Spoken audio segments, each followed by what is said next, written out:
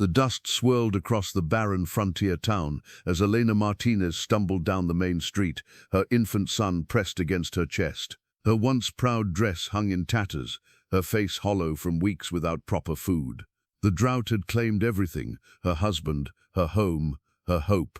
She spotted Thomas Brennan, a weathered rancher loading supplies into his wagon. With trembling legs, she approached him, her voice barely a whisper above the wind. "Please, sir, I can cook your meals, mend your clothes, clean your house. I ask nothing for myself, only that my baby might have milk to drink." Thomas looked into her desperate eyes and saw not weakness, but fierce maternal love. In that moment, both their lives would change forever. But could a starving mother and a lonely rancher find redemption together on the unforgiving frontier? Before we jump back in, tell us where you're tuning in from, and if this story touches you, make sure you're subscribed, because tomorrow I've saved something extra special for you. Thomas Brennan stood motionless for a long moment, his weathered hands gripping the wagon's edge. The woman before him swayed slightly, her baby's weak cries cutting through the desert wind like a prayer. He'd seen desperation before. The drought had driven many families from their homes, but something in her bearing stopped him from walking away. His father's Bible, tucked beneath the wagon seat where he always kept it, seemed to weigh heavier in his thoughts. The old leather binding had cracked from years of handling, its pages marked with his mother's careful annotations about charity and compassion. Those lessons felt distant now, worn thin by 3 years of solitude since he'd lost his own family to fever. "Ma'am," he said slowly, his voice rusty from disuse. "What's your name?" "Elena Martinez." She lifted her chin despite her circumstances, and he caught a glimpse of the pride she must have carried before hunger stripped everything else away. "This is my son, Miguel." The baby couldn't be more than 6 months old, his tiny fists waving weakly against his mother's chest. Thomas had once held a child that size, his nephew, before the fever took him too. The memory struck like a physical blow, but instead of driving him away, it anchored him to this moment. "Where's your husband?" "Dead." The word fell between them like a stone into still water. "The drought killed our crops. He went looking for work in the next territory. Never came back." Thomas knew that story too well. Men left their families, chasing rumors of employment or rain, and disappeared into the vast emptiness of the frontier. Some found what they sought. Most didn't. He studied Elena's face, noting the sharp angles where flesh had fallen away, the way her dress hung loose where it once fit properly. But her eyes held steady, meeting his gaze without shame or manipulation. She wasn't begging, she was negotiating, offering her skills in exchange for her child's survival. "You can cook?" he asked. "Yes, sir. I can make meals from almost nothing. I can preserve food, bake bread, manage a household." Her voice strengthened as she spoke of her abilities. "I can sew and mend, tend a garden if there's water for one. I can read and write, keep accounts if needed." Thomas felt something shift in his chest, a recognition he hadn't expected. This woman wasn't just seeking charity, she was offering genuine value, partnership even. His ranch had grown shabby in the years since he'd worked it alone. Meals consisted of beans and hardtack. His clothes bore patches upon patches, and the house echoed with emptiness.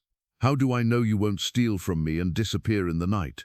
Elena's hand moved to her throat, touching something there. When she pulled it forward, he saw a thin gold band hanging from a frayed string, her wedding ring too loose now for her finger.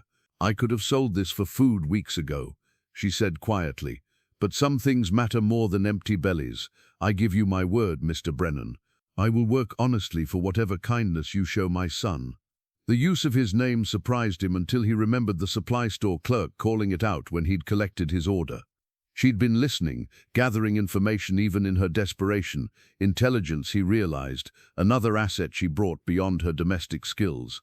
"My ranch is 12 miles out of town," he said. "It's isolated. No neighbors close by, no easy way back if you change your mind." "I won't change my mind. It's hard country, harder than what drove you here." "Mr. Brennan," Elena said, shifting the baby to her other arm, "I've already survived what should have killed me. I'm not afraid of hard country." Thomas made his decision with the same gut instinct that had guided him through drought, financial hardship and loss. Perhaps his mother's annotations in that old Bible carried more weight than he'd admitted. Perhaps he simply recognized something of himself in Elena's determined desperation. "Climb up," he said, extending his hand. "We'll see how well you cook."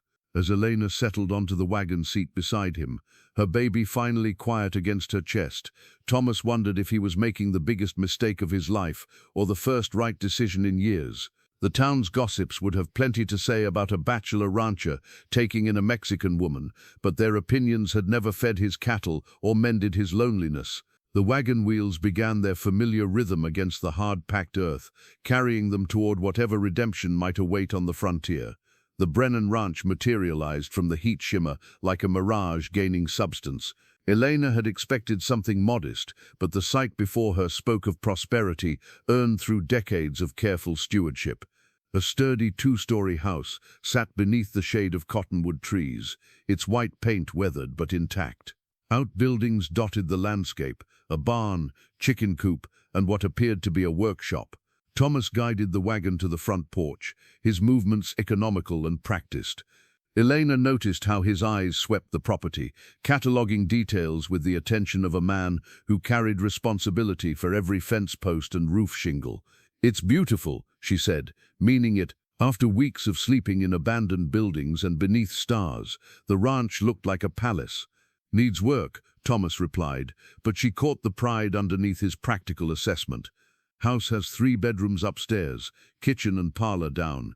You and the baby can take the room at the end of the hall." Elena clutched Miguel closer, suddenly aware of how her presence would intrude upon this man's ordered existence. "Mr. Brennan, I don't want to impose more than necessary. The baby and I could sleep in the kitchen, or perhaps there's space in one of the outbuildings." Thomas turned to study her face, and she saw something shift in his expression, not anger, but a kind of gentle firmness she remembered from her father's voice when he corrected her childhood misconceptions. "Ma'am, I may be a bachelor, but I was raised by decent people. You'll sleep in a proper bedroom with a real bed, not on kitchen floors like a stray dog." The kindness in his words nearly undid her composure. Elena had grown accustomed to viewing herself as a burden, a problem requiring solution rather than a person deserving consideration. She reached into her tattered skirt pocket and withdrew her small leather sewing kit, needles, thread, and a few precious buttons wrapped in faded cloth. "Then I'll begin earning my keep immediately," she said, noting the frayed edges of his shirt sleeves and the loose button on his vest. "When did you last have a proper meal?" Thomas actually smiled at that, transforming his weathered features. "Define proper, something that didn't come from a can, or require only adding water." "Then it's been a while." Elena felt the first stirring of purpose she'd experienced in weeks. Here was something she could fix, a way to prove her value beyond mere charity. "If you'll show me the kitchen, I'll see what can be done." The interior of the house spoke of masculine practicality, furniture built for durability rather than comfort, surfaces cleared of decoration but maintained with care. Elena noted the dust that accumulated when no woman's hand guided daily cleaning, the small neglects that transformed a home into merely a place to sleep and eat. The kitchen, however, made her heart lift. A proper stove, ample workspace, and windows that let in natural light. Thomas opened the pantry to reveal supplies that confirmed his earlier confession: canned goods, dried beans, hardtack, and little else. "There's a vegetable garden behind the house," he said, somewhat apologetically. "Or there was. Haven't tended it properly since spring." Elena handed Miguel to Thomas before she could second-guess the impulse. The rancher accepted the baby with surprising gentleness, supporting the small head with practiced ease that spoke of experience with children. "You've held babies before," she observed, "had a sister with 3 little ones, before the fever took them." The simple statement explained much about Thomas's solitary life and his willingness to help a stranger. Elena filed the information away while examining the pantry's contents with the strategic mind of someone who had learned to create abundance from scarcity. "I can make a proper stew with what's here," she announced, "and bread, if you have flour and yeast." "Both," Thomas confirmed, shifting Miguel to his shoulder, where the baby settled with surprising contentment. Elena began her work with the focused intensity of someone proving a point crucial to survival. But as she moved through the unfamiliar kitchen, finding utensils and assessing the stove's temperament, she felt something else, a sense of rightness, of belonging to purposeful work in a place that welcomed her efforts. Thomas watched her movements with curious attention, noting the efficiency with which she organized ingredients and the confident way she seasoned food by taste rather than measurement. Miguel dozed against the rancher's shoulder, finally relaxed enough for peaceful sleep. "Ma'am," Thomas said quietly, "I think this arrangement might work out just fine." Elena smiled as she stirred the pot, the first genuine smile she'd managed in months. For the first time since her husband's death, she dared to hope that survival might lead to something resembling happiness. Elena woke before dawn, as had become her habit during the desperate weeks of wandering, but this morning brought the luxury of an actual bed, clean sheets, and the sound of Miguel breathing peacefully in the wooden crate Thomas had fashioned into a makeshift cradle. The baby had slept through the night for the first time in weeks, his belly finally full. Downstairs, she found Thomas's mother's recipe book, tucked behind flour canisters in the kitchen. The handwritten pages spoke of a woman who had loved her family through careful attention to their needs, notes about her husband's preference for extra molasses in cornbread, instructions for feeding ranch hands during harvest season, remedies for childhood ailments written in fading ink. Elena traced the careful script with her finger, feeling an unexpected kinship with this woman she'd never met. The recipes revealed a practical cook who understood that feeding people was an act of love, that meals could comfort grief and celebrate joy with equal measure. She began breakfast with ingredients that would have seemed impossible luxuries just days before: fresh eggs from the henhouse, bacon from the smokehouse, flour for biscuits that would rise properly in a real oven. The familiar rhythms of cooking grounded her, gave purpose to hands that had trembled with hunger too recently. Thomas appeared in the kitchen doorway as she pulled golden biscuits from the oven, his hair damp from washing at the pump outside. He moved with the quiet efficiency of someone accustomed to solitary mornings, but Elena noticed how he paused to inhale the aroma of real food prepared with care. "Smells like my mother's kitchen used to," he said, settling at the table where Elena had already laid out plates and utensils. "I found her recipe book. I hope you don't mind that I used it." "Mind?" Thomas accepted the plate she offered with something approaching reverence. "I'd forgotten food could taste like this." Elena poured coffee from the pot she'd started before preparing the meal, noting how Thomas took his first sip slowly, savoring rather than simply consuming fuel for the day's work. The simple act of sharing breakfast felt profoundly civilized after weeks of scavenging and uncertainty. "What needs doing around the ranch today?" she asked, cutting her own biscuit and spreading it with butter that tasted like prosperity. Thomas outlined his daily routine: checking cattle, repairing fence lines, maintaining equipment that kept the operation running. Elena listened with the attention of someone learning the rhythms of a new life, cataloging information about seasonal cycles and practical concerns. "The vegetable garden could use attention," he added somewhat apologetically. "I've kept it watered, but weeding and proper tending, that's fallen behind." After breakfast, Elena wrapped Miguel in a clean blanket and followed Thomas outside to survey the neglected garden. What she found made her heart lift with possibility: good soil, established plants struggling beneath weeds, the bones of a productive space waiting for knowledgeable care. "Your mother planned this well," Elena observed, noting the strategic placement of tomatoes to catch morning sun, the herbs planted near the kitchen door for easy access. The layout shows real understanding of how plants grow together. Thomas watched as Elena knelt beside a row of beans, her hands already beginning to clear weeds with practiced efficiency. Miguel lay content on the blanket she'd spread nearby, gurgling at the play of sunlight through leaves overhead. "You know gardens," Thomas said. "It wasn't a question. My mother taught me," said a woman who could grow food, could survive anything. Elena's voice carried grief for recent losses, but also pride in knowledge that had proven its worth. "This garden wants to produce. It just needs attention." Over the following hours, Elena transformed the neglected space with systematic care. Thomas found himself making excuses to work nearby, fascinated by her methodical approach and obvious expertise. She seemed to understand each plant's individual needs, clearing space here, providing support there, always working with natural patterns rather than against them. "I've been thinking," Thomas said during their midday break, watching Elena nurse Miguel in the shade of the kitchen porch, "about wages. You're doing work that would cost me plenty to hire done in town." Elena looked up, surprised. She'd expected shelter and food in exchange for her labor, not actual payment that might offer independence and choice. "I don't need money, Mr. Brennan. You've already given us everything we need." "Maybe," Thomas said, but his tone suggested he'd been considering this carefully. "But good work deserves fair compensation. This is a partnership, not charity." The word partnership hung between them like a promise, suggesting possibilities Elena hadn't dared imagine when she'd first approached his wagon in desperation. Thomas's weekly trip to town for supplies had always been a solitary affair. Collect necessities, settle accounts, exchange pleasantries with merchants who knew his family's history. Today felt different as he guided the wagon down Maple Street, aware that every conversation would carry undertones about the Mexican woman living at his ranch. The first stop was Morrison's General Store, where Frank Morrison had served the community for 20 years, with the shrewd eye of a man who understood that information was as valuable as merchandise. Frank's greeting carried the careful neutrality of someone fishing for details. "Morning, Thomas. Heard you had some excitement in town last week." Thomas selected items from Elena's carefully written list: flour, sugar, coffee, fabric for new clothes, since her current dress barely held together. The domestic nature of his purchases would not go unnoticed.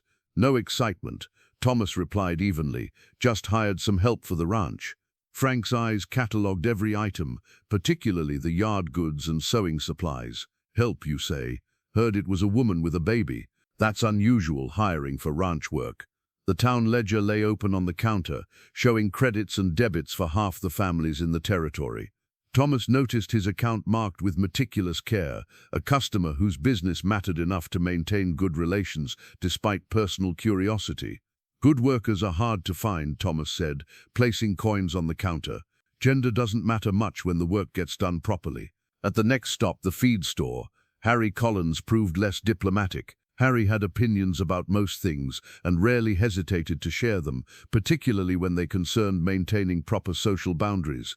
"Thomas, you sure you know what you're doing? Taking in strangers, especially Mexican folks, it can lead to complications." Thomas continued loading feed sacks, his movements deliberate and unhurried. "What kind of complications, Harry?" "Well, there's talk. People wondering about your intentions, her character.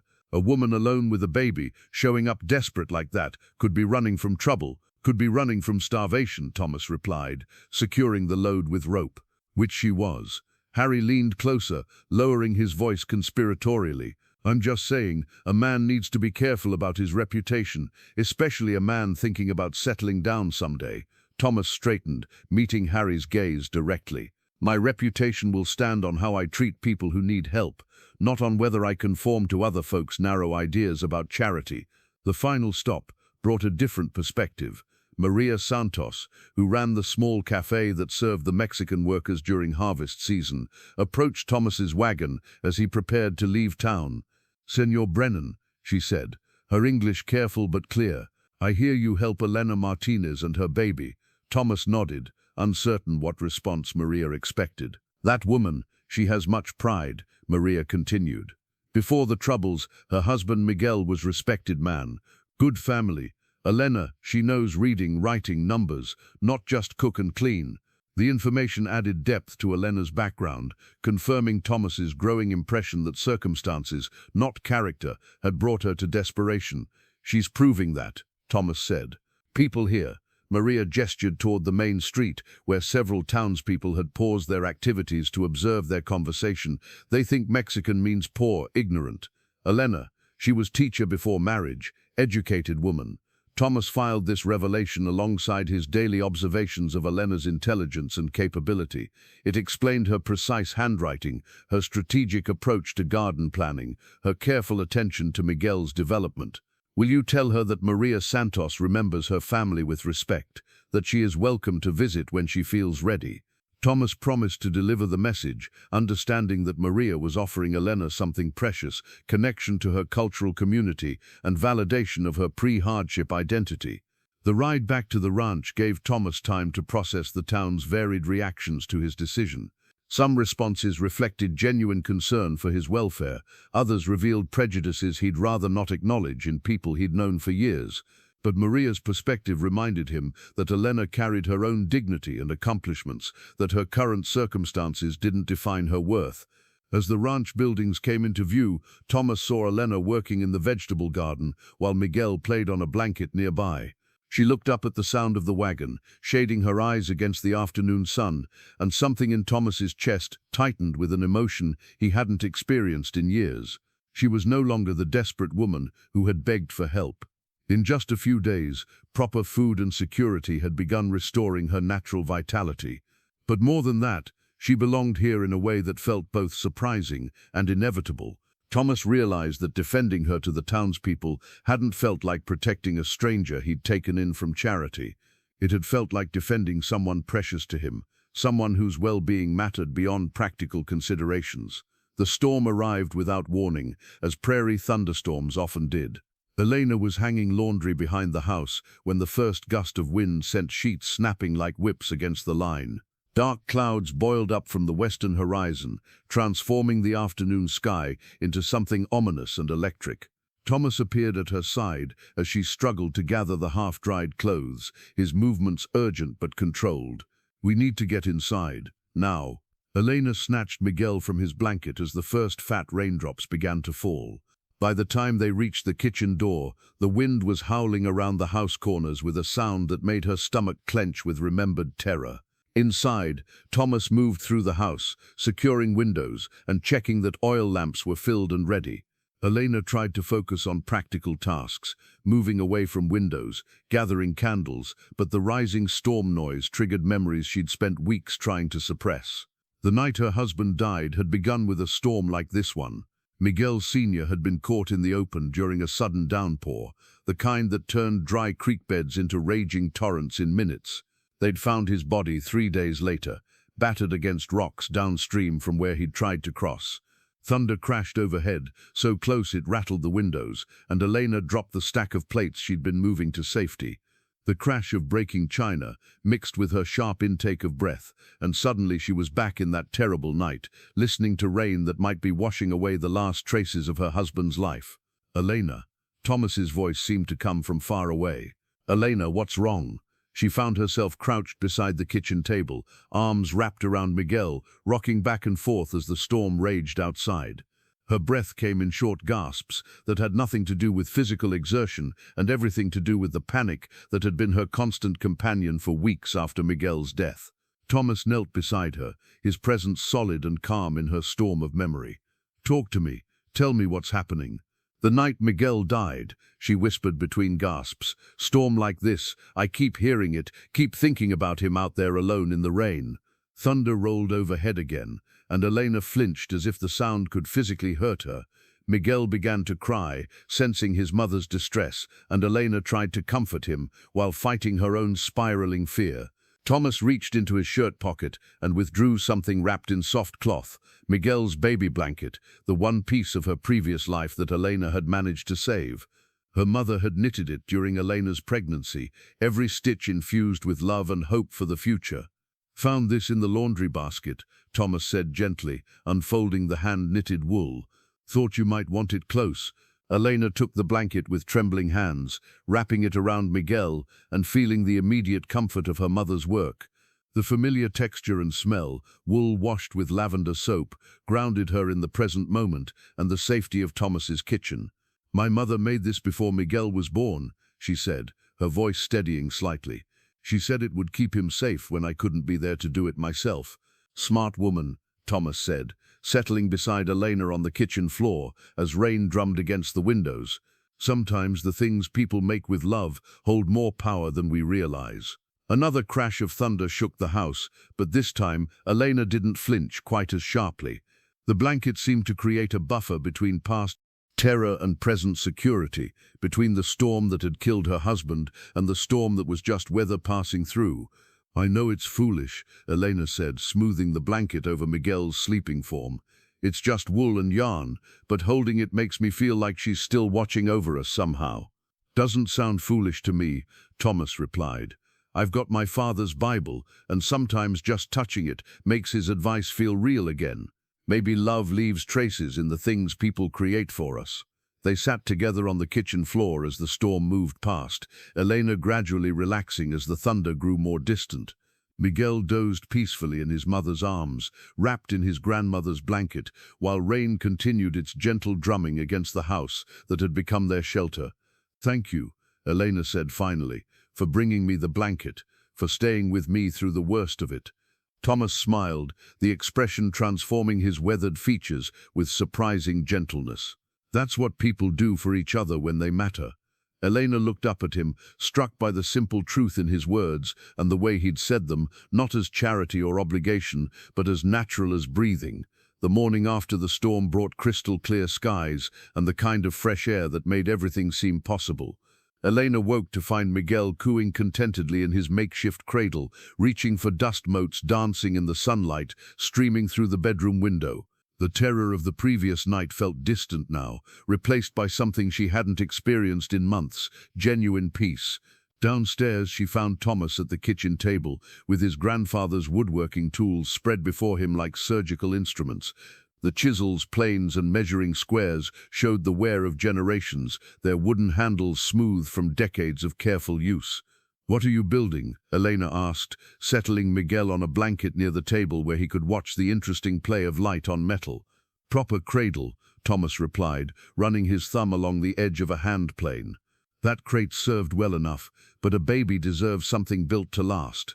Elena felt her throat tighten with unexpected emotion. The wooden crate had been a kind gesture, hastily assembled to meet immediate need, but a cradle represented something different: permanence, intention, the assumption that Miguel would grow and thrive in this place. "You don't need to." "I want to," Thomas interrupted gently. "My grandfather made cradles for all his children, then for their children. These tools were meant for creating things that matter." He selected a piece of pine from the lumber he'd brought in from the barn, running his hands along the grain with the attention of someone who understood wood as a living material with its own character and possibilities. Elena watched him work, fascinated by the transformation of raw board into something with purpose and beauty. Thomas's hands moved with practiced confidence, measuring twice before each cut, checking angles with the precision of someone who had learned that good work required patience and attention to detail. "My grandfather taught me that building something means you believe in the future," Thomas said, shaping the cradle's headboard with careful strokes of the plane. "Every joint you cut, every surface you smooth, it's an act of faith that tomorrow will come and be worth the effort." As the day progressed, Elena found herself drawn into the project as more than observer. Thomas showed her how to sand the wood to silk smoothness, how to test joints for proper fit, how to recognize when a piece was ready for the next step. "You have good hands for this work," he said, watching her apply finishing oil with careful, even strokes. "Most people rush the final steps, but you understand that the details matter." Elena smiled at the praise, remembering her father's workshop where she'd learned that creating something beautiful required respect for both materials and process. "My father was a carpenter before we came north. He said wood would teach you patience if you listened to it properly." "Smart man." Thomas fitted the cradle's rockers into place, testing the gentle motion that would soothe Miguel through countless nights. "What brought your family north?" "Dreams," Elena said simply. "Better land, better opportunities, the promise that hard work could build something lasting." Thomas nodded, understanding the hope that drew families across vast distances toward uncertain futures. His own grandparents had made similar journeys, carrying tools and determination toward land that might reward their faith with prosperity. As evening approached, the cradle took final shape, simple but elegant, built to withstand years of use while remaining beautiful enough to become a family heirloom. Thomas had carved Elena's initials alongside Miguel's into the headboard, a detail that spoke of belonging and permanence. "It's perfect," Elena whispered, running her fingers along the smooth wood. "Miguel will sleep like a prince." They moved the cradle upstairs to Elena's room, where Thomas adjusted its position to catch the morning light while remaining protected from drafts. Miguel seemed to approve of his new bed, settling immediately into sleep with the satisfied sigh of a baby who felt completely secure. Standing in the doorway, Elena realized that something fundamental had shifted during the day's work. She no longer felt like a guest in Thomas's house, dependent on his continued charity. The cradle represented her place here, Miguel's place, their integration into the life Thomas was building on this land. "Thank you," she said, the words carrying weight beyond simple gratitude. For the cradle, for making us feel like we belong here. Thomas looked at her with an expression she couldn't quite read, tender but complex, as if he was processing revelations of his own. "Elena," he said quietly, "I'm beginning to think this place has been waiting for you both longer than I realized." The words hung between them like a promise, suggesting possibilities that went far beyond practical arrangements and mutual assistance. Elena woke in the dead of night, her heart hammering against her ribs like a trapped bird. The dream had been so vivid, she could still smell the dust and hear Miguel's voice calling her name as he disappeared into the swirling darkness of the drought-ravaged landscape. She lay still for several minutes, listening to baby Miguel's peaceful breathing from the new cradle, trying to separate dream from memory, from the guilt that had become her constant companion. The nightmares came less frequently now, but when they struck, they left her feeling raw and exposed, as if all the healing of recent weeks had been stripped away. Unable to return to sleep, Elena wrapped her shawl around her shoulders and crept downstairs to the kitchen. Moonlight streamed through the windows, casting everything in silver and shadow. She put the kettle on for tea, needing the comfort of a warm cup and familiar ritual. Thomas appeared in the doorway, his hair tousled from sleep, wearing the practical clothes he kept beside his bed for emergencies. "Heard you moving around. Everything all right?" Elena nodded, though they both knew it wasn't entirely true. "Just restless. I didn't mean to wake you." "You didn't." Thomas settled at the kitchen table, accepting the cup of tea she offered. "I've been having trouble sleeping myself lately. Too much thinking, I suppose." They sat in comfortable silence for a while, sharing the peaceful intimacy of a house at rest. Finally, Elena reached into her pocket and withdrew a folded piece of paper, yellowed at the edges and worn soft from handling. "I need to show you something," she said, unfolding Miguel's last letter with trembling fingers. "My husband wrote this before he left to look for work. I found it on our kitchen table the morning after they brought his body home." Thomas accepted the letter with the reverence due to sacred things, understanding that Elena was sharing something precious and painful. The handwriting was careful, educated, each word chosen with the weight of finality. "My beloved Elena," Thomas read aloud softly, "if you are reading this, it means I did not return as promised. Do not let grief consume the future that remains to you. Our son will need a mother who remembers joy, not one who lives only in sorrow. Find happiness again, my corazón. Find love again. It will not diminish what we shared. It will honor it." Elena wiped tears from her cheeks, but her voice remained steady. "For months I thought loving anyone else would be a betrayal of Miguel's memory. That happiness meant I didn't grieve properly, didn't love him enough." Thomas folded the letter carefully, understanding the significance of Elena's willingness to share this most intimate artifact of her loss. "What changed your mind?" "You," Elena said simply. "Watching you work, seeing your kindness to Miguel, feeling safe for the first time since my husband died. I realized that Miguel was right. Love doesn't diminish when we share it. It grows." The admission hung between them like dawn breaking, illuminating truths they'd both been approaching but hadn't yet spoken aloud. Thomas reached across the table to cover Elena's hand with his own, the touch both comforting and electric. "Elena, I need you to know that what I feel for you isn't just gratitude or convenience. These past weeks, watching you transform this house into a home, seeing your strength and intelligence and grace, I've fallen in love with you." Elena's breath caught, her heart suddenly racing for reasons that had nothing to do with nightmares and everything to do with hope. "Thomas, I know it's complicated," he continued. "I know you need time to be sure of your feelings, to know they're real and not just born from relief and security. But I want you to stay, Elena. Not as hired help, not as charity, but as my partner in building something lasting here." Elena thought of Miguel's letter, of his final gift of permission to find happiness again. She thought of the man sitting across from her, who had seen her at her lowest point and offered not just survival, but the possibility of love and family and belonging. "I've been falling in love with you too," she whispered. "But I was afraid to admit it, afraid it meant I was forgetting Miguel or dishonoring his memory." Thomas lifted her hand to his lips, pressing a gentle kiss to her palm. "Loving again isn't forgetting, it's choosing to live fully, the way Miguel wanted you to."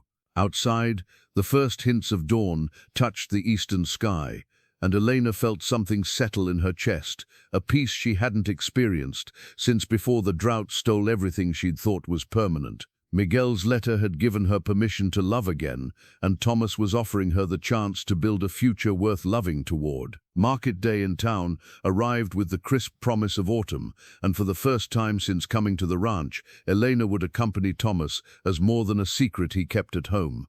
She dressed carefully in the blue dress she'd sewn from fabric Thomas had purchased weeks earlier, adding her embroidered shawl, a riot of colorful threads that spoke of her heritage and the skilled hands that had created beauty despite hardship. The shawl had been her grandmother's wedding gift, worked in traditional patterns that told stories of family and faith. Elena had nearly sold it during her desperate weeks, but something had held her back. Now, wearing it in public for the first time since arriving in this territory, she felt the strength of generations of women who had survived and thrived despite seemingly impossible circumstances.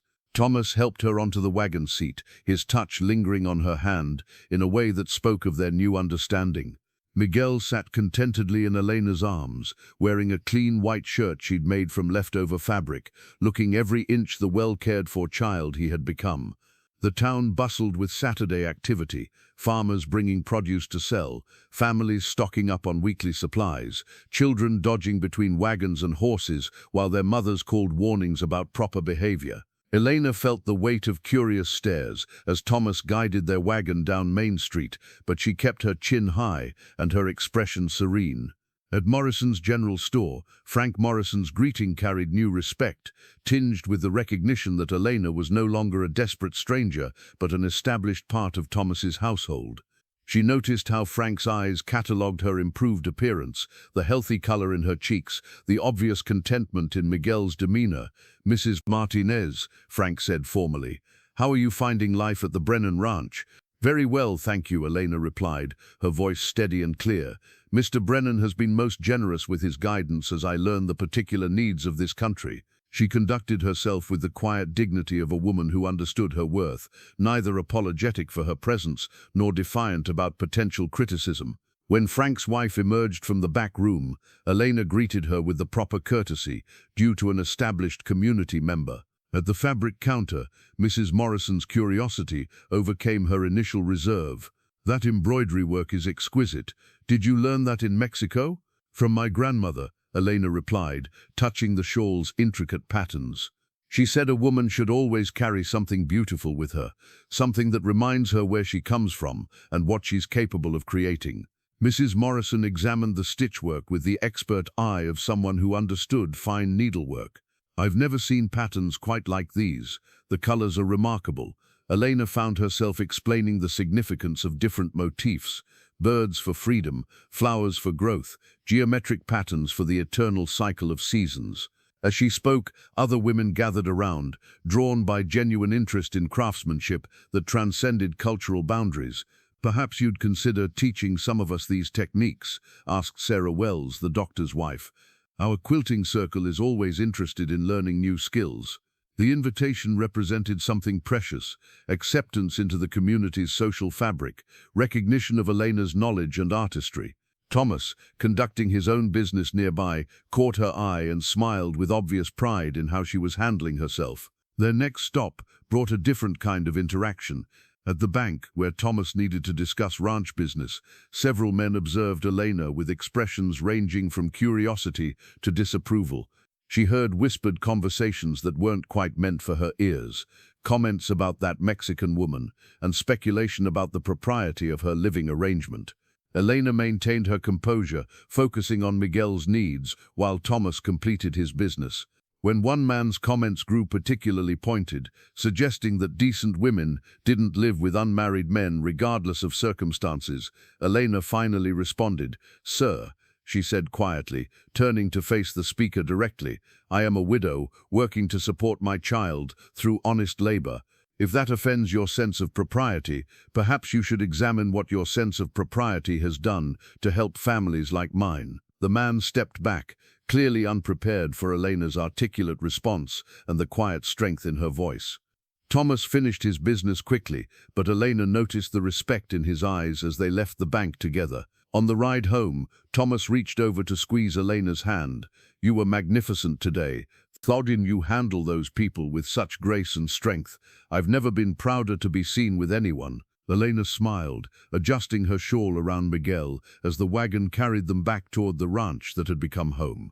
Today had proven something important, that she could stand as Thomas's equal in any company, bringing her own dignity and strength to whatever future they might build together. Thomas found himself pacing the length of his study like a man facing the most important business negotiation of his life. The autumn evening had settled over the ranch with unusual quiet, Miguel already asleep in his cradle, Elena finishing the dinner dishes in the kitchen below. Everything about the moment felt both perfect and terrifying.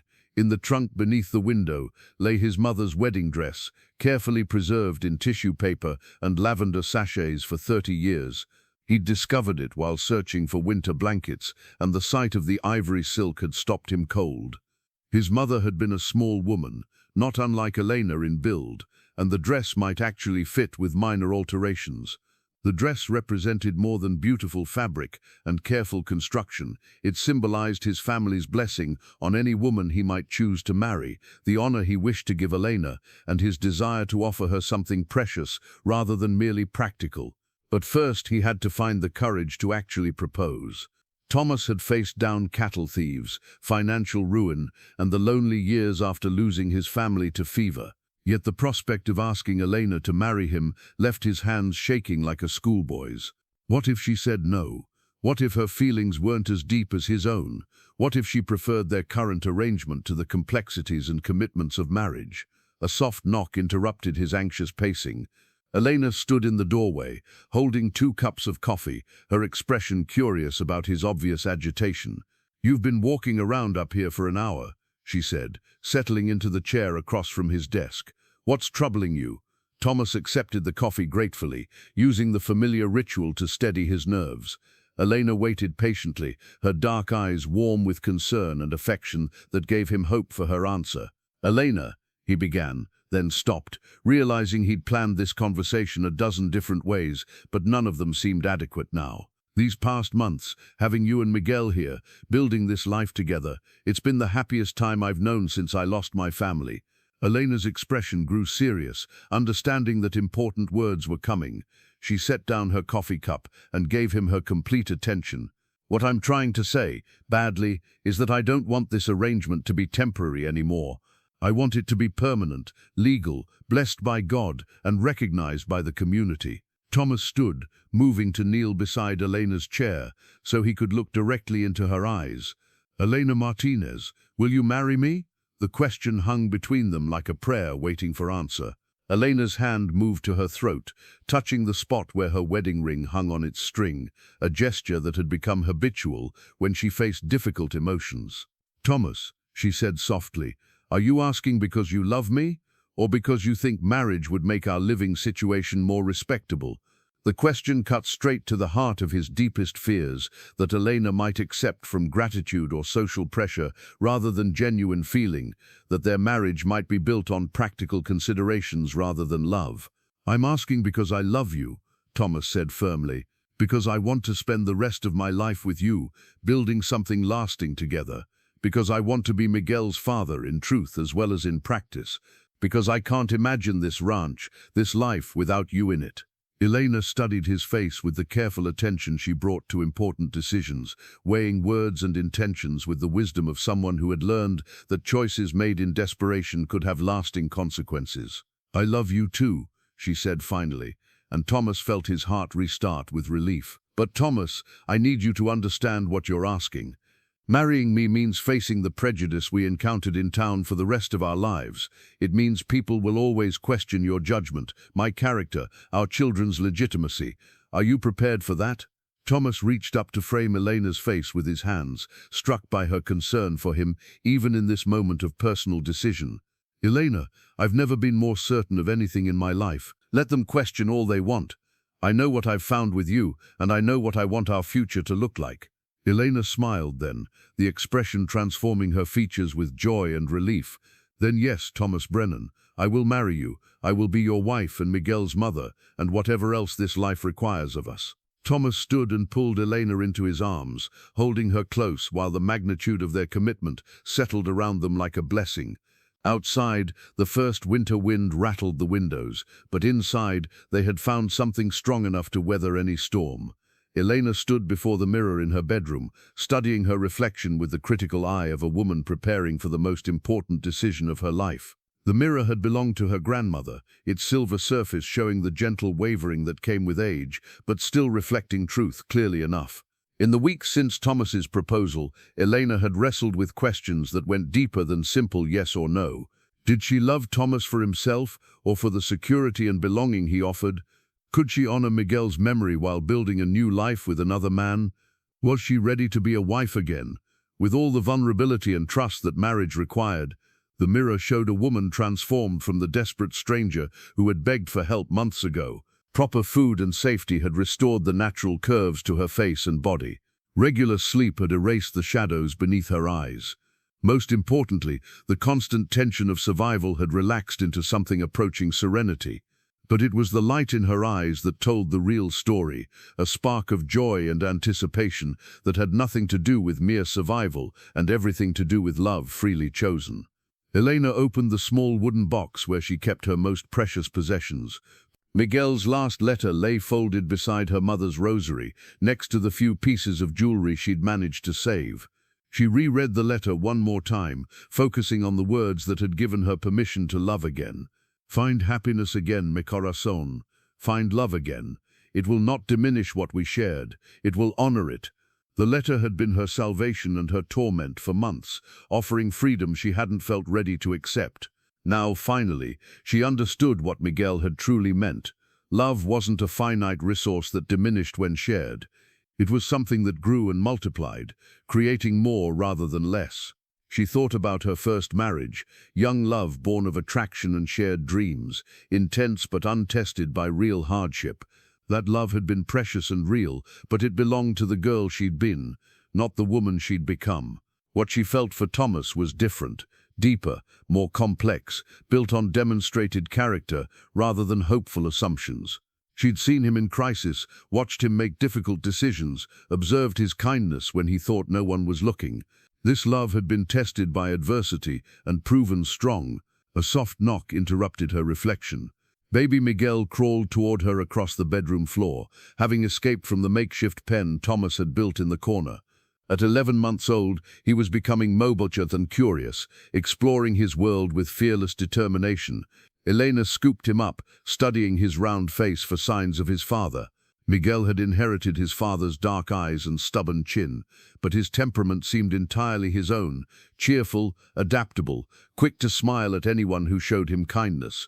"What do you think, pequeño?" she asked, carrying him to the window that looked out over the ranch. "Should we make this our permanent home? Should we let Thomas be your papa?" Miguel babbled happily, reaching for the curtains with chubby hands that showed no memory of their hungry months. He had thrived here, grown healthy and confident under Thomas's gentle care.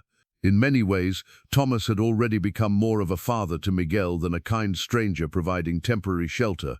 Elena made her decision with the clarity that comes when the heart finally aligns with the mind. She would marry Thomas, not from desperation or gratitude, but from love, not to escape her past, but to build a future worth embracing. That evening, she found Thomas in his study, reviewing ranch accounts with the careful attention he brought to all his responsibilities. He looked up when she entered, his expression hopeful but wary, understanding that important conversations were often preceded by serious expressions. "I've been thinking about your proposal," Elena said, settling into the chair across from his desk. Thomas set down his pen, giving her his complete attention. "And I want you to know that my answer comes from love, not need. I'm choosing you, Thomas, not just accepting rescue." Elena leaned forward, her voice steady with conviction. "I want to marry you because you've shown me what real partnership looks like, because you've been kind to my son without obligation, because you see who I am, not just what I need." Thomas smiled with relief so profound it transformed his entire bearing. "Elena, you've just made me the happiest man in 3 territories. There's one more thing," Elena said, reaching into her pocket. "I want to stop wearing Miguel's ring around my neck. I want to put it away with his letter, with love and respect, but not as something I carry every day. The gesture represented the final step in Elena's journey from widow to woman ready for new love, from survivor to someone prepared to thrive. The preparations for their wedding began with a visit to old Pete, the territory's most skilled blacksmith and metal worker. Thomas had specific requirements for their wedding bands, rings that would reflect the strength and simplicity of their love, crafted to withstand the demands of ranch life while remaining beautiful enough to honor the significance of their commitment. Pete's forge had served the community for 20 years, creating everything from horseshoes to hardware, but wedding rings held special meaning for the grizzled craftsman. He listened carefully as Thomas explained what he wanted: bands that would match, strong enough for daily wear, simple but elegant. "I want them to be like our partnership," Thomas said, watching Pete examine different metals. "Strong, practical, but with enough beauty to remind us every day what we've chosen." Pete nodded approvingly, selecting gold that would warm to their skin and develop character with wear. "I'll make them thick enough to last a lifetime, but comfortable enough that you'll never want to take them off." While Pete worked the gold over his forge, Elena stood at Thomas's side, marveling at the process of creation. Fire and hammer transformed raw metal into symbols of their commitment, each strike of Pete's hammer shaping not just gold, but their future together. "Never made rings for a couple with a story quite like yours," Pete said, cooling the rough bands in water that hissed and steamed. "Started with desperation, built something solid through hard work and respect. That's the kind of foundation that lasts." Elena felt heat rise in her cheeks, wondering how much of their story had become public knowledge. But Pete's comment carried approval rather than judgment, recognition that their unconventional beginning had led to something genuine and valuable. The next step involved planning the ceremony itself. Thomas wanted something simple but meaningful, public enough to establish their marriage's legitimacy, but intimate enough to feel personal. Elena had worried about finding a minister willing to perform the ceremony, given the prejudices they'd encountered, but Pastor Williams at the community church proved unexpectedly supportive. "Marriage is about covenant and commitment," Pastor Williams said during their meeting. "I've watched how you've both conducted yourselves these past months. Your foundation is solid." Elena chose to alter Thomas's mother's wedding dress rather than purchase something new. The ivory silk had yellowed slightly with age, but the craftsmanship remained exquisite. Working by lamplight in the evenings, she carefully adjusted the bodice and hemline, adding touches of her own embroidery to honor both her heritage and her future mother-in-law's memory. Thomas watched her work with fascination, noting the careful attention she brought to every stitch. "My mother would be honored to see you wearing her dress. She always said a wedding dress should carry forward the love of the women who wore it before." Planning their simple reception proved more complex than the ceremony itself. Elena wanted to acknowledge her cultural traditions while respecting the community's expectations. They settled on a gathering at the ranch, practical, affordable, and allowing them to control the guest list. Maria Santos offered to help with traditional Mexican dishes that would introduce Elena's heritage to their neighbors in the most welcoming way possible, through food that spoke of celebration and sharing. Sarah Wells, the doctor's wife, volunteered to coordinate contributions from the women's quilting circle, ensuring Elena felt supported by her new community. The biggest challenge came from an unexpected source: Elena's own uncertainty about whether she deserved such happiness. Lying awake one night, she confessed her fears to Thomas as they sat on the front porch planning final details. "Sometimes I feel like I'm being greedy," she admitted. "I had love once with Miguel. Is it right to want it again? To take up space in another man's heart when there are women who've never had the chance to marry at all?" Thomas considered her words carefully before responding. "Elena, love isn't something we deserve or don't deserve. It's something we're blessed with when we're open to receiving it. You didn't steal this from anyone. We found each other when we both needed healing." As the wedding date approached, Elena felt her anxiety transform into anticipation. The rings Pete had crafted gleamed with simple elegance, symbolizing promises that had already been tested by hardship and proven strong. The dress fit perfectly after her alterations, honoring the past while embracing the future. Most importantly, Miguel had taken his first steps during the week of final preparations, toddling between Elena and Thomas with the confidence of a child who felt completely secure in his world. Watching their son navigate the space between his mother and the man who would become his father seemed like the perfect metaphor for the family they were creating, love bridging the space between past and future, creating something new and strong and lasting. The morning of their wedding dawned clear and crisp, with autumn sunlight streaming through Elena's bedroom window like a benediction. She woke early, her heart beating with excitement rather than the anxiety she'd expected. Today marked not just the beginning of her marriage to Thomas, but the final transformation from desperate widow to beloved wife. Sarah Wells arrived before breakfast, carrying a basket that held the finishing touches for Elena's preparation. The doctor's wife had become an unexpected ally and friend, offering practical support and genuine warmth that helped bridge any remaining social gaps. "Every bride needs flowers," Sarah announced, unveiling a bouquet of wild prairie blooms she'd gathered at dawn. The arrangement was simple but stunning, goldenrod purple asters and late-blooming sunflowers that captured the rugged beauty of their frontier home. Elena touched the petals with wonder, remembering her first wedding when her mother had woven orange blossoms into an elaborate bouquet that spoke of traditional hopes and formal ceremony. These wild flowers suited her better now, beautiful despite harsh conditions, thriving where others might wither, strong enough to flourish in difficult soil. "They're perfect," Elena whispered, holding the bouquet against Thomas's mother's dress. The ivory silk had been carefully pressed and now hung ready for her final transformation from Elena Martinez to Elena Brennan. Maria Santos arrived next, bringing her own contribution to the day's preparations, a mantilla that had been in her family for 3 generations. The delicate lace veil would honor Elena's heritage while completing her bridal ensemble. "For something borrowed," Maria said, draping the mantilla over Elena's dark hair. "My grandmother wore this when she married my grandfather in San Antonio. My mother wore it when she married my father in El Paso. Now you wear it as you begin your new life in this place." The weight of the lace felt like a blessing, connecting Elena to generations of women who had found love and built families in frontier territories. The mantilla transformed the simple wedding dress into something that honored both her past and her future. As Elena finished her preparations, she could hear voices gathering outside. Neighbors arriving for the ceremony that would take place in the ranch's front yard beneath the cottonwood trees Thomas's father had planted decades earlier. The informal setting suited them perfectly, grounding their marriage in the land that had brought them together. Thomas waited beneath the trees, wearing his father's best suit, with the black string tie he'd learned to knot properly for special occasions.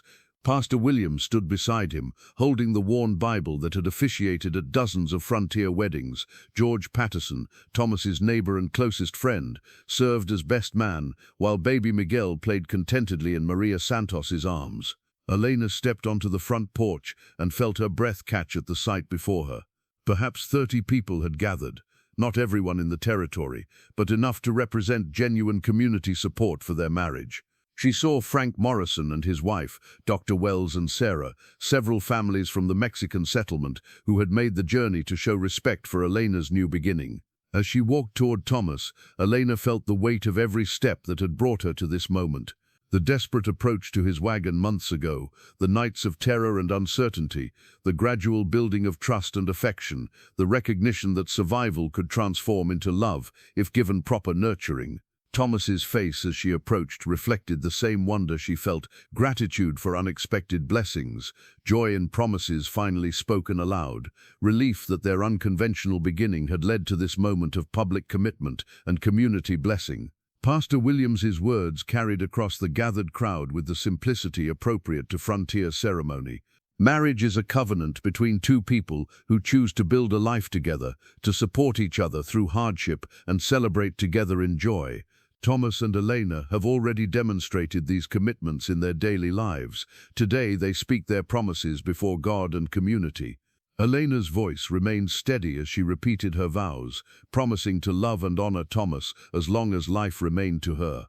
When Thomas spoke his promises, she heard not just the formal words, but the daily demonstrations of love he'd already shown in the cradle he'd built for Miguel, in the patient way he'd taught her about ranch life, in his defense of her dignity when others questioned her worth. When Pastor Williams pronounced them husband and wife, Thomas kissed her with gentle reverence, and Elena felt the final pieces of her shattered world settle into their new configuration. She was no longer Elena Martinez, the desperate widow. She was Elena Brennan, beloved wife and full partner in building a life worth living.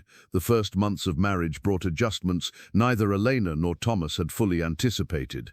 While their partnership had been tested during their courtship, the legal and emotional weight of marriage created new dynamics that required patience and understanding to navigate successfully. Elena's greatest challenge came from learning to think of herself as truly belonging, rather than constantly proving her worth. Months of desperation had ingrained habits of hypervigilance about her contribution to the household, making it difficult to simply exist as Thomas's wife rather than someone perpetually earning her place. Thomas noticed her tendency to work from dawn until well past dark, taking on tasks beyond any reasonable expectation. When he found her in the kitchen at midnight, preparing bread for the next day after spending the entire day preserving vegetables and mending clothes, he finally addressed the pattern directly. "Elena, you're my wife now, not my hired help. You don't have to prove your value every single day." Elena paused in her kneading, flour dusting her hands and apron. "I know, but I want to contribute. I want to be worthy of what you've given me." "You already are," Thomas said gently. "You were worthy the day you walked up to my wagon. Your worth isn't something you have to earn, it's something you already possess." The conversation led to establishing better boundaries around household responsibilities, with Thomas taking on tasks Elena had assumed were entirely her domain.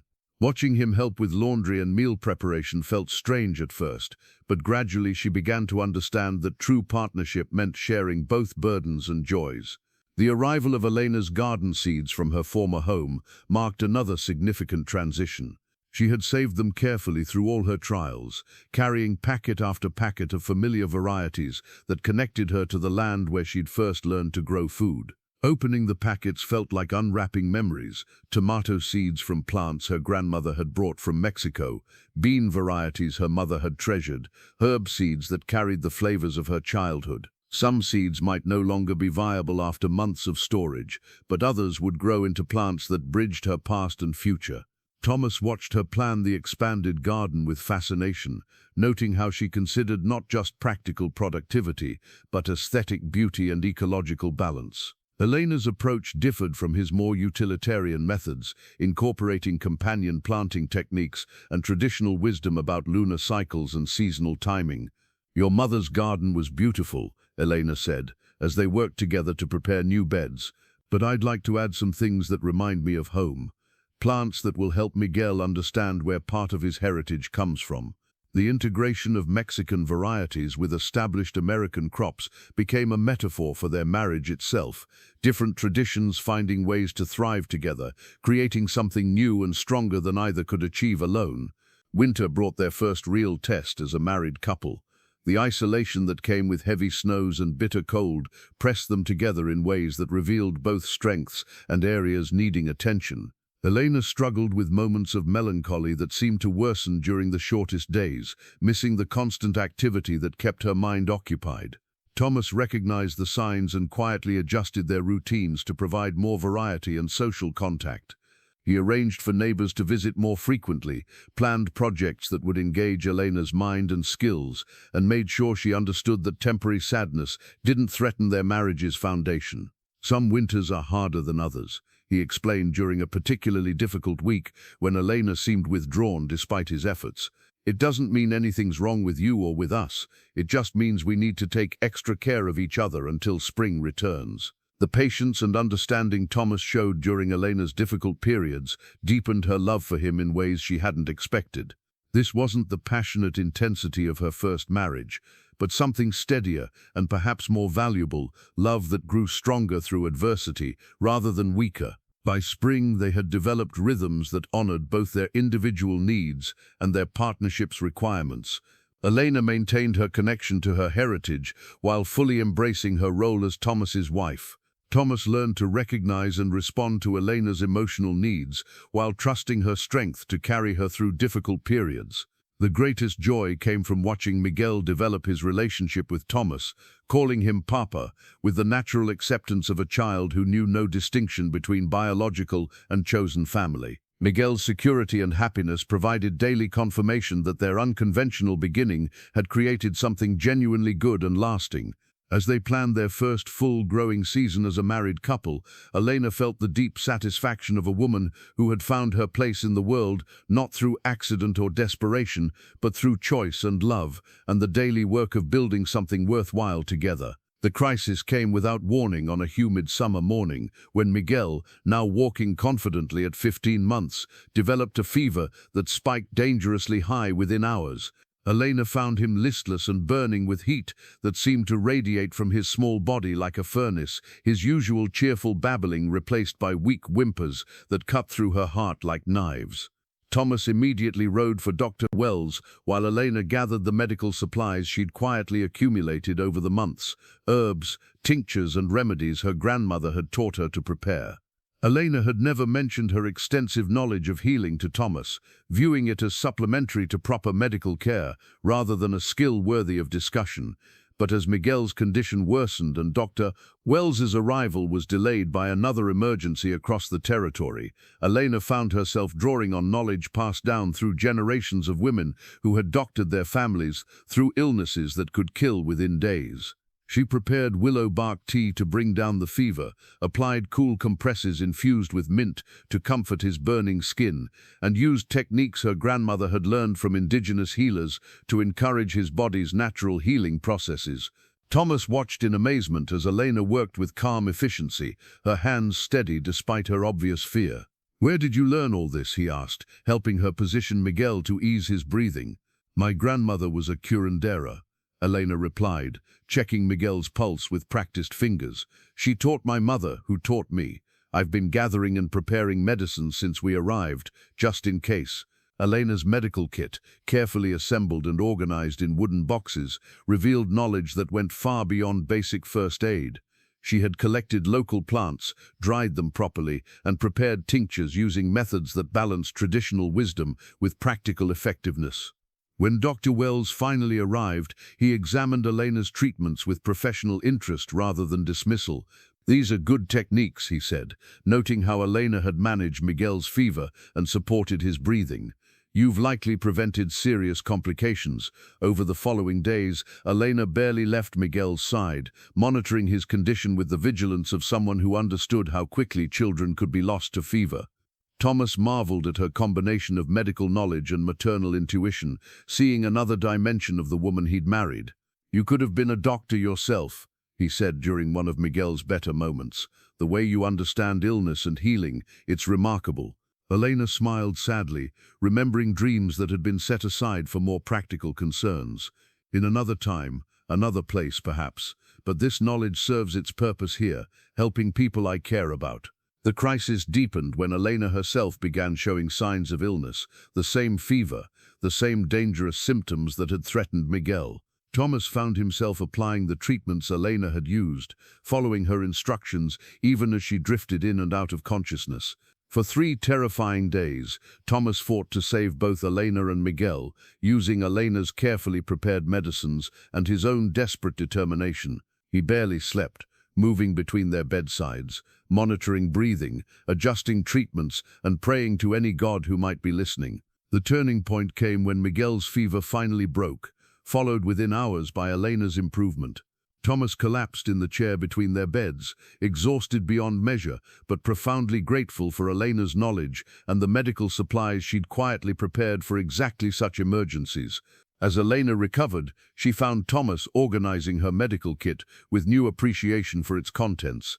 He had labeled everything carefully, noting which preparations were for fever, which for respiratory problems, which for injuries or infections. "I want to learn," he said simply. "I want to understand what you know so I can help better next time." Elena felt overwhelming love for this man who saw her knowledge as valuable rather than threatening, who wanted to learn from her rather than dismiss her expertise as unimportant folk wisdom. The experience fundamentally changed how the community viewed Elena. Word spread about her medical knowledge and how she'd saved both herself and Miguel using traditional healing methods.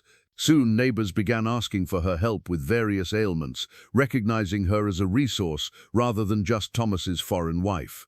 Dr. Wells began consulting with Elena about difficult cases, particularly those involving women and children who might benefit from her gentler approaches. The collaboration between trained physician and traditional healer created better outcomes for patients while establishing Elena's reputation as someone whose knowledge commanded respect. Most importantly, the crisis had tested their marriage under extreme pressure and proven its strength. Thomas had trusted Elena's expertise completely, while Elena had allowed herself to be vulnerable and dependent when illness made independence impossible.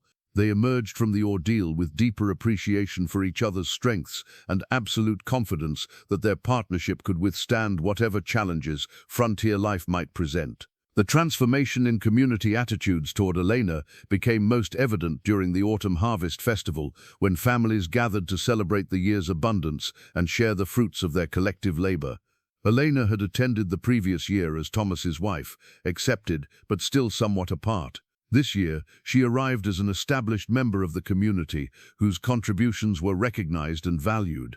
The festival preparations began weeks earlier, with women coordinating food contributions and men organizing competitions and entertainment.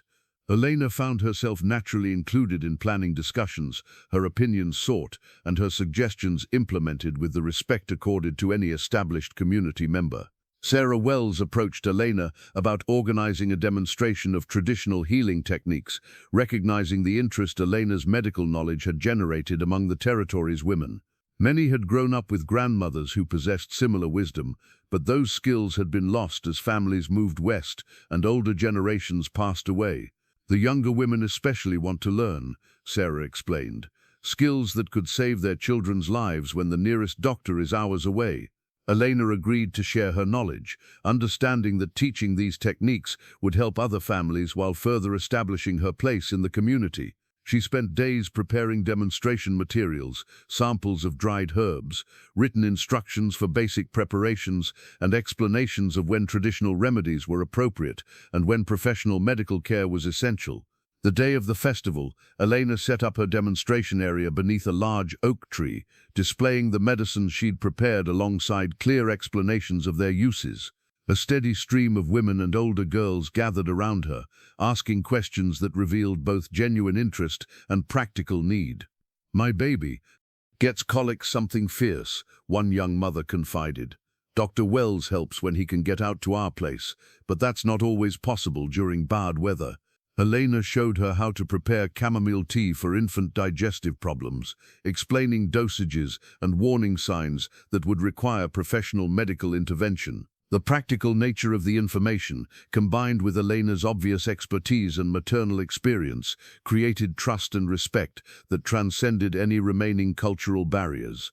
Meanwhile, Miguel played happily among the other children, his sturdy build and cheerful temperament testament to the loving care he'd received. At 18 months, he showed no memory of the desperate early months of his life, accepting Thomas as his father with the natural trust of a child who had never known anything but security and affection. Elena watched him toddle between games and activities, wearing the tiny leather shoes she'd crafted for his first steps. The shoes represented more than practical footwear. They symbolized growth, independence, and the foundation Thomas and Elena had built for their son's future. "He looks just like you did at that age," Maria Santos commented, settling beside Elena during a break in the demonstrations. Strong, curious, completely fearless, Elena smiled, remembering her own childhood and the security that had allowed her to explore and learn without constant worry. She and Thomas had managed to give Miguel that same foundation, love abundant enough to support confidence, stability, solid enough to encourage risk-taking and growth. As the day progressed, Elena found herself surrounded by women seeking advice on everything from difficult pregnancies to managing household finances during lean times. Her education, combined with her experience of overcoming extreme hardship, made her someone other women trusted with their concerns and fears. Thomas watched from across the festival grounds, his pride in Elena's acceptance obvious to anyone who noticed his expression. George Patterson joined him, following his gaze to where Elena was helping a teenage girl understand the importance of proper nutrition during pregnancy. "You picked a good one," George said simply. "Smart, strong, useful to the whole community. That's the kind of woman who makes a place better just by being in it." Thomas nodded, understanding that George's words represented not just personal opinion, but community consensus. Elena had moved beyond acceptance to genuine belonging, her value recognized not despite her background, but because of the unique combination of knowledge, experience, and character she brought to their shared life. The festival continued into the evening with music and dancing, traditional American folk songs mixed with melodies Elena had taught the community's musicians. The blending of musical traditions reflected the larger integration that had taken place, different cultures finding ways to enrich each other rather than simply coexist. As they rode home under a canopy of stars, Miguel sleeping peacefully in Elena's arms, Thomas reached over to squeeze his wife's free hand. "Today felt like a celebration of everything we've built together," he said. "Not just our marriage, but our place here, Miguel's future, the way we've all become better by becoming family." Elena leaned against his shoulder, feeling the deep satisfaction of a woman who had found her true home, not through accident or desperation, but through love and effort and the daily work of building something lasting and good. 1 year after their wedding, Thomas and Elena sat on their front porch as the sun set over the ranch that had become the foundation of their shared life. Miguel played at their feet with wooden blocks Thomas had carved, building and toppling towers with the focused determination that characterized his approach to every new challenge. The ranch showed evidence of their partnership everywhere. The expanded vegetable garden, where Elena's Mexican varieties grew alongside traditional crops, the improved irrigation system they'd designed together, the addition to the house that would soon become a nursery for the baby Elena was carrying. Elena's pregnancy had been a source of joy, tempered by natural anxiety about bringing new life into an uncertain world. But watching Miguel's confidence and happiness, seeing the prosperity their combined efforts had created, she felt optimism about their growing family's future. Thomas had spread blueprints across the porch table, plans for expanding the ranch operation that reflected their shared vision of sustainable growth. The drawings showed new barn construction, additional pasture, and infrastructure that would support increased cattle herds and diversified agriculture. "The cattle market should remain strong for the next few years," Thomas explained, pointing to areas designated for expansion, "and your medicinal herb garden has created demand we never expected. Dr. Wells says other physicians in the territory want to purchase what you're growing." Elena studied the plans with the analytical mind she brought to all significant decisions. The expansion would require substantial investment and increased labor, but it would also establish their ranch as one of the territory's most successful operations. "What about help?" she asked.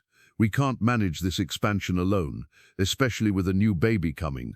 Thomas had already considered this challenge. Maria Santos mentioned that her nephew Carlos is looking for steady work. He's experienced with cattle and speaks both English and Spanish. Having him here would help with the Mexican workers we'd need to hire for expansion. The plans represented more than business growth. They reflected confidence in their future together and belief that their partnership could handle increased complexity and responsibility. Elena felt pride in how far they'd traveled from the desperate woman who had begged for work and the lonely man who had taken pity on her situation. Their conversation was interrupted by the arrival of Dr. Wells, whose evening visit suggested medical rather than social purposes. Elena immediately thought of her pregnancy, but the doctor's expression carried concern rather than alarm. "Thomas, Elena, I wanted to discuss something with you both," Dr. Wells began, settling into the chair Thomas offered. "I've been thinking about our territory's medical needs and Elena's demonstrated knowledge of traditional healing." Elena felt Thomas's attention sharpen beside her, understanding that important propositions often began with such careful preambles. "The territorial government is establishing a formal medical assistance program," Dr. Wells continued. "They're looking for qualified individuals to serve outlying areas where full-time physicians aren't available. Elena, I'd like to recommend you for training and certification." The proposal struck Elena speechless. She had never imagined that her traditional knowledge might lead to formal recognition or official responsibility for others' health and welfare. "It would involve some study," Dr. Wells explained. "Learning to work within the territorial medical system, understanding when to treat independently and when to refer patients to physicians, but your foundation is solid and your natural abilities are remarkable." Thomas reached for Elena's hand, his support evident in the gesture. What would this mean practically? How much time away from the ranch and family? Initial training would require 2 weeks in the territorial capital. After that, Elena would serve families within a day's ride of here, working under my supervision and with my support for difficult cases. Elena's mind raced with the implications. Official recognition of her healing knowledge would establish her as more than Thomas's wife, or even valued community member. She would have professional identity and responsibility that honored both her grandmother's teachings and her own hard-won experience. "I'd like to accept," she said finally, looking at Thomas for confirmation of his support, "but only if you're certain it won't interfere with our family responsibilities or ranch expansion plans." "Elena," Thomas said, his voice warm with pride and affection, "this opportunity honors everything you've worked to become. We'll make it work with our other plans." As they discussed practical details with Dr. Wells, Elena felt the deep satisfaction of a woman whose journey from desperation to belonging had led to possibilities she'd never dared imagine. The plans spread across their porch table represented not just ranch expansion, but life expansion, growth in all directions that honored both their shared dreams and individual abilities. 2 years had passed since Elena first approached Thomas's wagon with desperate words that would change both their lives forever. Now, as she stood in their expanded parlor arranging fresh flowers from her thriving garden, she barely recognized the woman she had been, hollow-cheeked, desperate, carrying a starving baby and offering anything in exchange for his survival. The transformation was captured perfectly in the family portrait that now graced the mantelpiece, their first professional photograph taken during a trip to the territorial capital. The image showed Thomas in his best suit, Elena in a dress of deep blue silk she had sewn herself, and Miguel, now a sturdy 3-year-old, standing between them with the confident smile of a child who had never known anything but love and security. But the most precious addition to the photograph was baby Isabella, Elena's daughter with Thomas, sleeping peacefully in her mother's arms. Born healthy and strong 6 months earlier, Isabella had completed their family in ways Elena hadn't expected, not just adding another beloved child, but proving that the love she and Thomas shared could create new life together. Elena touched the photograph's silver frame, marveling at how the formal image captured something essential about their journey. They looked like what they had become, an established family, prosperous and respected, with deep roots in the community and bright prospects for the future. The house around her bore witness to their success. The addition Thomas had built now served as Elena's medical consultation room, where she treated patients as the territory's first certified medical assistant. Her grandmother's healing knowledge, combined with formal training, had earned her recognition throughout the region as someone who could bridge traditional and modern medicine. Miguel burst through the front door, his cheeks flushed from playing outside, with the energy of a boy who had never learned to fear the world. At 3, he showed signs of inheriting both his mother's intelligence and Thomas's steady temperament, with an additional fearlessness that belonged entirely to himself. "Mama, Papa says come see the new foal," he announced, tugging at Elena's skirt with hands that bore the honest dirt of a child who spent his days exploring and learning. Elena smiled, remembering when those same hands had been weak with hunger, when Miguel's cries had been feeble protests rather than the robust demands of a healthy, secure child. The transformation in her son reflected everything she and Thomas had built together: safety that allowed confidence, love that encouraged growth, stability that supported dreams. Thomas appeared in the doorway, Isabella cradled against his shoulder with the natural ease of a man who had embraced fatherhood completely. His weathered features showed new lines around his eyes, but they were lines of laughter and contentment rather than worry and loneliness. "The mare delivered perfectly," he reported, his voice carrying the satisfaction of a rancher whose careful breeding program was producing excellent results. "Strong filly, good conformation, should make a fine addition to the herd." Elena gathered her medical bag from the consultation room, planning to check on a neighbor's pregnancy later that afternoon. Her work had expanded beyond the ranch to encompass 3 surrounding counties, where families trusted her expertise and valued her blend of scientific knowledge and traditional wisdom. As they walked toward the barn as a family, Thomas carrying Isabella, Elena holding Miguel's hand, their voices mixing with the comfortable sounds of a prosperous ranch, Elena felt the deep satisfaction of a woman who had found her true place in the world. The desperate words she had spoken that first day seemed like echoes from another lifetime. "I can cook your meals, mend your clothes, please just feed my baby." She had offered those skills from necessity, never imagining they would lead to partnership, love, respect, and a life richer than any she had dared dream during her darkest moments. Now, as the afternoon sun slanted across the land they had improved together, Elena understood that her journey from desperation to fulfillment had created something more valuable than personal happiness. They had proven that love could indeed bloom in the harshest conditions, that two people willing to work together could transform tragedy into triumph, that families could be built from choice as well as chance. Miguel's laughter echoed across the ranch yard as he chased chickens with the joyful abandon of childhood, while Isabella dozed peacefully in her father's arms. Elena watched her children with the fierce gratitude of a mother who remembered what it felt like to fear for their future, who had once begged strangers for the chance to keep them alive.